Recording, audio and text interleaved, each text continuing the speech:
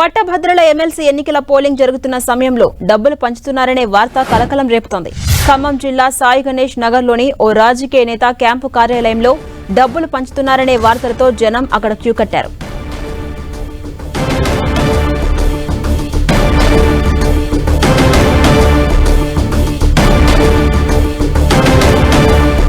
ఇదే అంశంపై మరింత సమాచారం మా ప్రతినిధి సైదులు అందిస్తారు. సైదులు,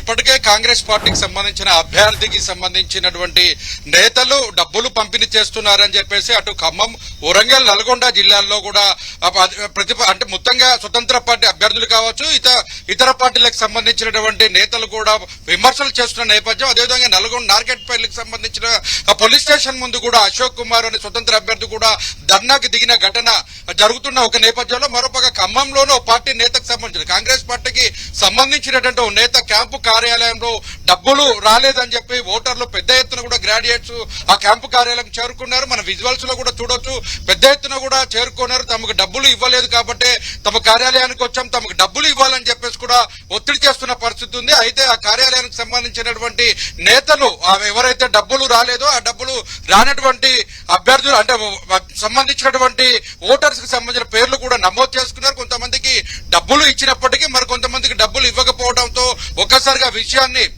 తెలుసుకున్నటువంటి పోలీసులు కావచ్చు, ఫ్లయింగ్ స్క్వాడ్ సంఘటన మొత్తం కూడా ఆ క్యాంప్ కార్యాలయం చేరుకున్నారు. క్యాంప్ కార్యాలయం చేరుకోవడంతో అక్కడ ఉన్నటువంటి క్యాంపు కార్యాలయం సిబ్బంది షట్టర్లు అన్ని కూడా వేసేసి వారందరూ కూడా వెళ్లగొట్టిన పరిస్థితి కనిపిస్తుంది.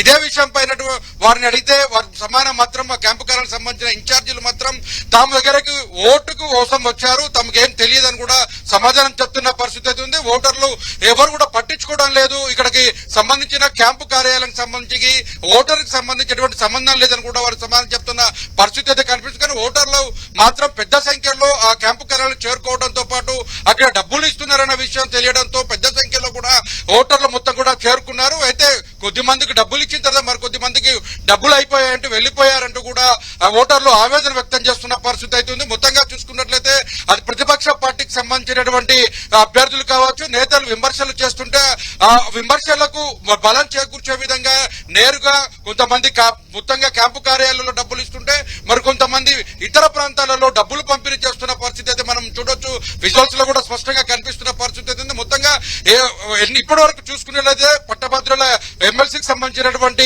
పోలింగ్ ప్రక్రియకు సంబంధిస్తే మొత్తం 2 గంటల లోపు మొత్తం కూడా పూర్తి స్థాయిలో కూడా 49% పోలింగ్ శాతం నమోదైంది. మరి 4 గంటల వరకు కూడా పోలింగ్ ప్రక్రియ కొనసాగనుంది. గతంలో చూసుకున్నట్లయితే 75.24% నమోదైనటువంటి పోలింగ్ ఇప్పుడు మాత్రం ఇప్పటి వరకు దాదాపు ఇంకొక 2 గంటల సమయంలో గంట సమయంలోనే పూర్తిగా అంటే 4 గంటలకు పోలింగ్ ముగుస్తున్న నేపథ్యంలో 49% నమోదైంది. మొత్తంగా 50 నుంచి 70% నమోదవుతున్న అధికారులు అంచనా వేస్తున్నప్పుడు కూడా గతంతో పోలిస్తే ఈసారి ఓటింగ్ శాతం కంటే ఓటర్ల నమోదు కార్యక్రమంలో కూడా 1,00,000 మంది తక్కువగా మొత్తం కూడా ఓటును నమోదు చేసుకున్న పరిస్థితి ఉంది.